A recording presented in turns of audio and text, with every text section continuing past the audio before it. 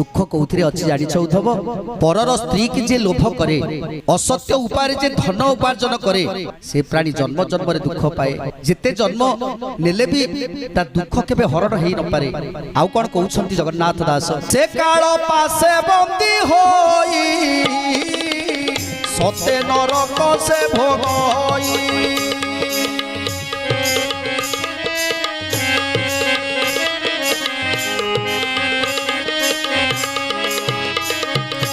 से नर पशु पक्षी मान प्राणे बध करे जे जन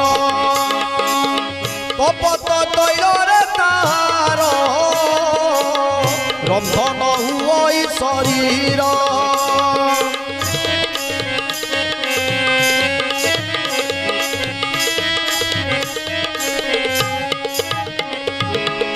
परर स्त्री की जे